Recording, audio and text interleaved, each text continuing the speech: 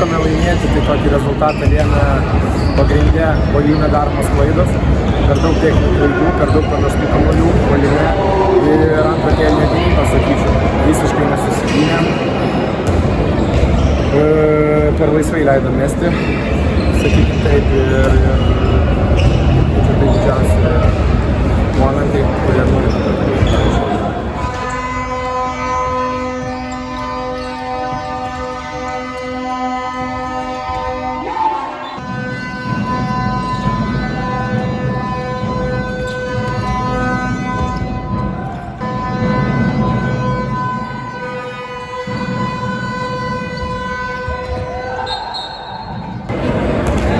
Tas rezultatas, kaip žinom, galėjo būti viena į kitą pusę.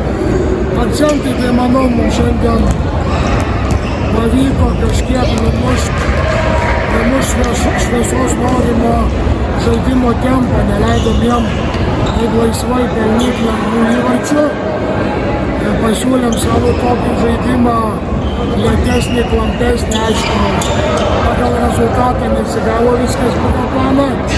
Nevieko sunku šviesa tuo momentu, kai sustiprino didelių būrių žaidėjų, turi rotacijas, turi kitą reikalą, mes žaidžiam su tais, ko turim, stengiamės siekti rezultatus su tiek žmonių, ką turim ir manau, šiandien dienos rezultatas visos jėgos rungtynių lygus yra dėsningas ir teisingas abiem komandom.